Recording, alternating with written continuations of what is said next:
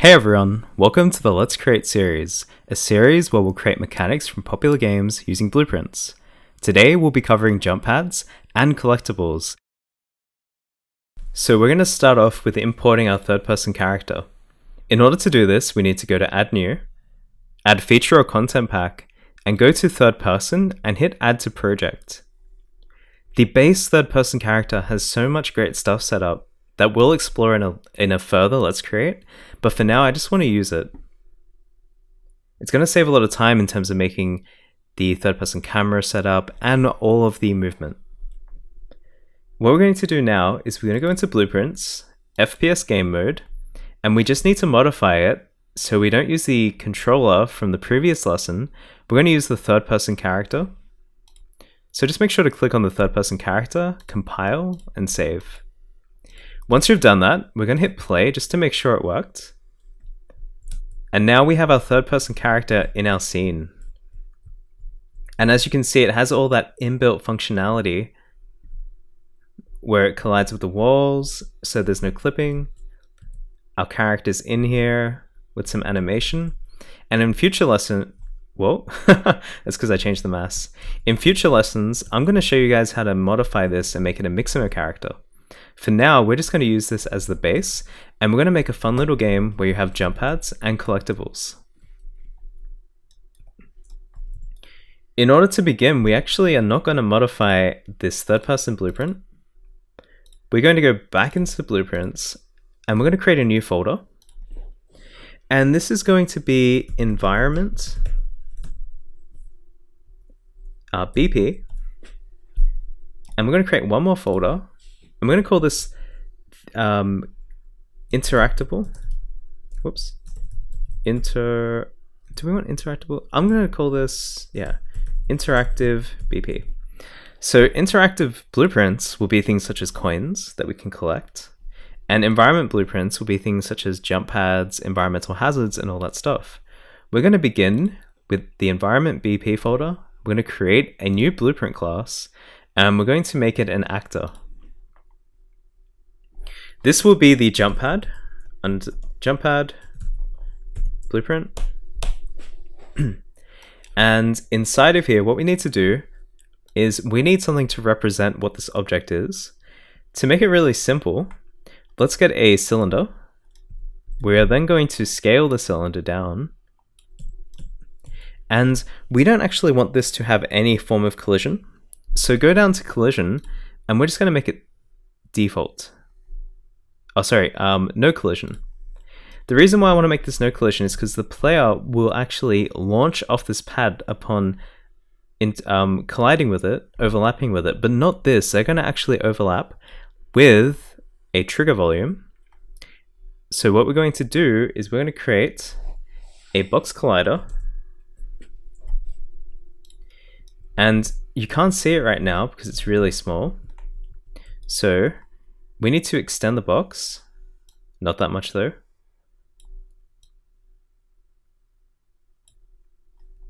Actually, do we have a cylinder? Capture collision. We could use capture collision, but we'll use box for now. So let's just make a box, and we're going to drag up the Z. Now the Z, we want to keep it around the level of the cylinder. So something like that. So if we want to be really clean with it, we have 50, 60, and 50, 50, 60. Now, if you were to scroll down, we need to make sure that it generates overlap events so we can get collisions working. And we also want to make sure it's a trigger. We then want to compile, save, and then we're going to move into the event graph of the jump pad blueprint. We're going to use the event actor begin overlap node. This node allows us to see if another actor has overlapped with our collision trigger. In order to know if the correct object has collided with us, we need a condition, which is a branch, and then we want to see if we know that we only want the player to collide with this, we can use something called get player pawn, And this is going to be the active player pawn. In this case, it will be the third person character. Then what we can do is, if the other actor that we have collided with is equal to the player pawn, and if that's true or false, give us a result. In this case, if the player is the object that has collided with the box collision, we then want to cast to the character, so cast a character. This allows us to modify a character in the scene. The way we know what character it is by plugging in this object here. So cast a character, which is a player pawn, which is the third person character that you're running around as. And then we're going to launch character, a node we've used before. And as you guessed it, on the Z, something like, let's say 1000. And we're going to override the Z. And we're going to make the target the character, which is the player pawn. So let's see what happens here. We're going to drag this into the scene.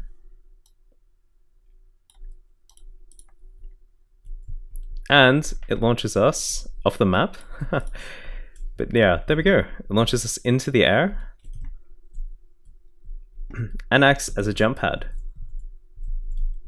Now, the reason why we override the Z is so when we land back on it, there we go, it launches us straight back in the air at the exact same velocity.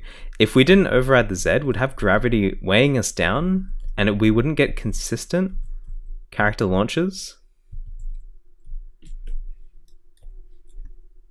The next thing we want to do is we want to close this, go to our interactive blueprint, and we're going to make the coin, or collectible in this case. So we'll just call this collectible BP. And same thing as before, we need to make something to visually represent the object. A sphere will work nicely. And we don't want it to have any collision, so no collision. Then what we're going to do is add a sphere collision. Drag this out. Oh, just leave it there for now. And then we're going to increase the sphere radius.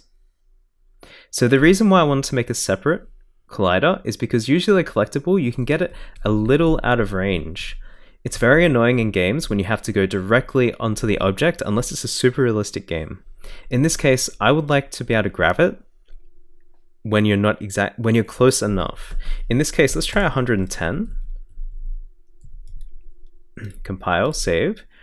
And for the sphere, we want to do the same thing as before, where we make it a trigger.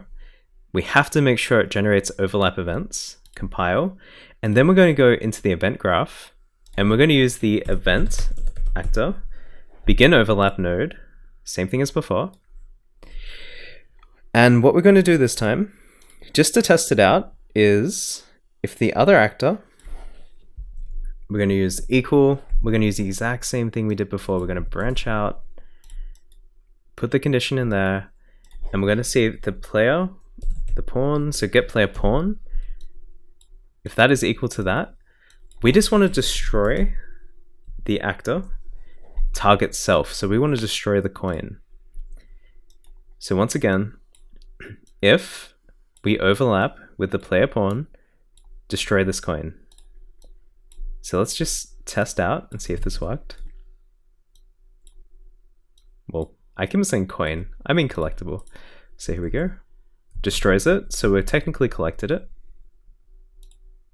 And what we want to do is I want to show you guys how to do a little bit of an effect. So far we haven't really messed around much with things such as game feel or things that really improve how the game plays. So what I want to do is on the coin, I want to add an event tick and show you guys how to make this sphere a bit more interesting. And actually, we're going to convert this into a cube. The reason being is because for what I want to do, if we rotate I'm just going to drag this out. If we rotate this object as a sphere, you won't really see the rotation, but as a cube, you can see the cube rotating. So make sure just to convert that to a cube and drag it into place. On event tick, a really basic one is if you add actor, local rotation. And what this will do is over time, it'll rotate the self object by whatever you put in here. So let's say we put 3, compile, save, hit play. You'll see it's rotating and we can pick it up. We can do a few more interesting things. So we can use something called a timeline, which is really cool. This will be our bob. So it's going to move bob up and down. And what you do with this timeline is you can double click it. And we have floats, vectors, all this stuff. We want it to move up and down, which is a vector operation. We only want it to move on the Z, which is the up and down. So we're going to lock these layers. And we're going to add 3 keys to Z. We are then going to make this 0, 0. This one can be something like, say, 1. And then this can be a value of 2. This one can be a value of 2. Time of 2, value of 0. You can then click, just bring this over here, loop. And you can click this button and and then zoom out, and you can see what's happening here. So our object's going to go up, then back to the original position. What we want as well, we want to add an additional key so we have 1, 0, 1, 2 at 3 seconds. We want it to be -2, so it moves down. And then we're going to add to the Z at 4 seconds, value of 0, and then it will just loop through this, so it's going to go up and down, move up and down.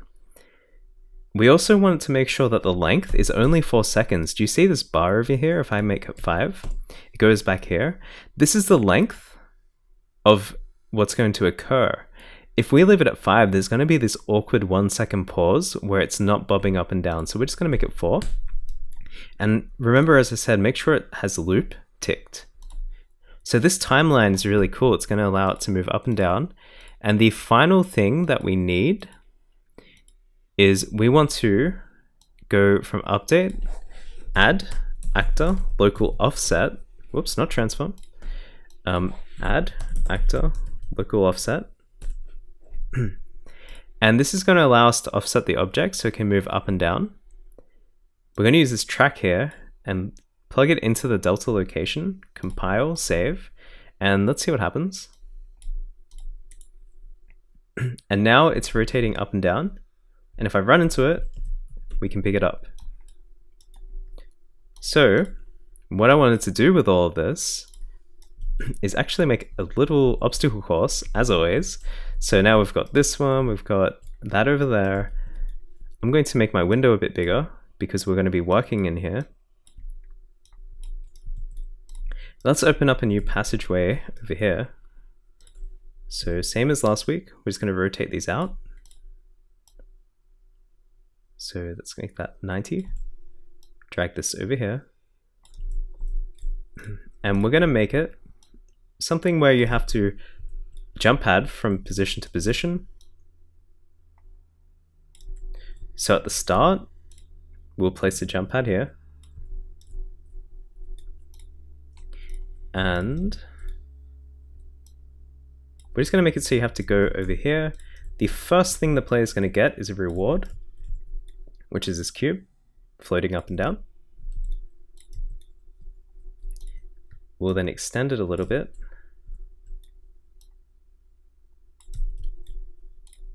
Drag this over here. And we're going to make it so, we'll actually make this over here, just to make it a bit more interesting and different. We'll drag that over there, so the player goes, they collect this, they jump pad, and we're going to borrow one of these cubes, so we can just get off the ground, something a bit more interesting where we're up. By the way, we might have to readjust this through playtesting, but that's what this is all about. So we'll drag this onto here. And then we're going to make something very different.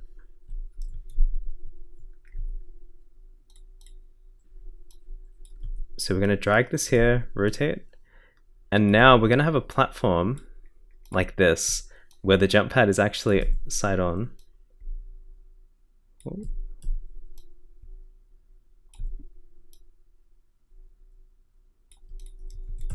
we'll put this over here.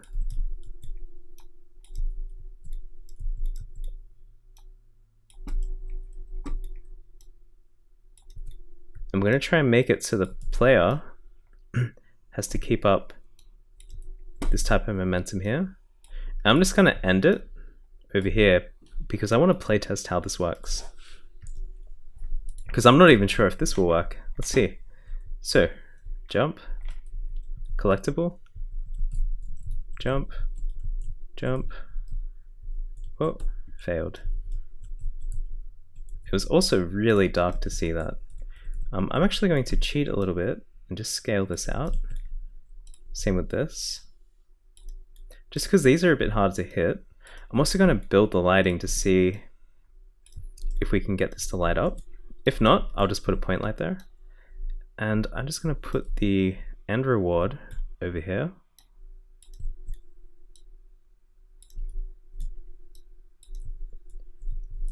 Alright, let's try again. So before I do that, as I mentioned, go to build, build lighting.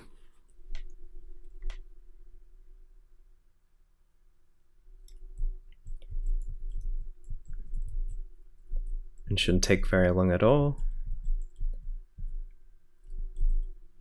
And actually, I'm going to show you guys, I might show you guys something if this doesn't work.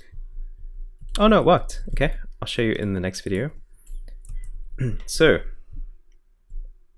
jump, collect, jump, whoa, whoa. Way too far. Okay, let's try again. So, jump pad, collect, jump pad, whoa, here we go, jump pad. That didn't work out very well. I think this would be a lot easier if it was something like this. Yeah, so I'm actually going to get rid of this. Oh, actually I'll keep this design, but I'll just stretch them out like this. Alright, let's try again. It's really nice to be playing a third-person character instead of a first-person for once in a while. So what this is telling me is I might bring this a bit further back. Try again.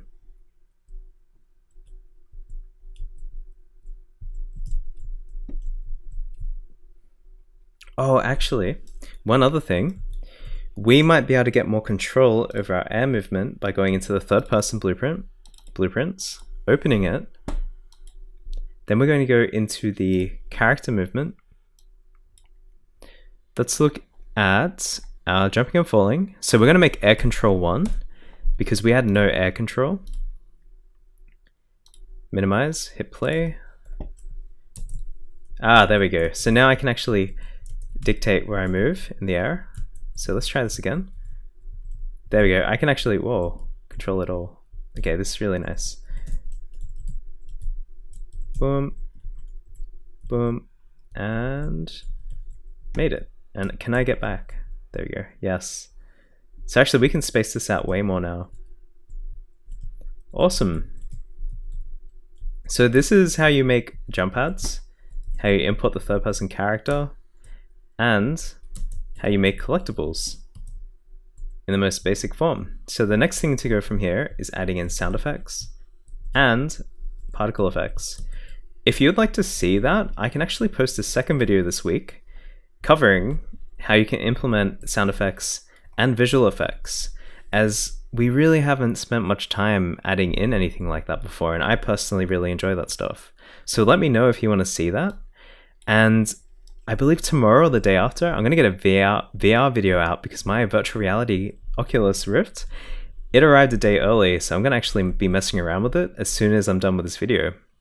So, thank you all for watching. I hope you learned something. Remember to comment below if you do want to see a video later this week where we actually polish this up. where we begin adding in sound effects, particle effects, and we make a really cool obstacle course. And as always, pursue what is important to you, because impossible is just a mindset. I'll see you guys in the next video.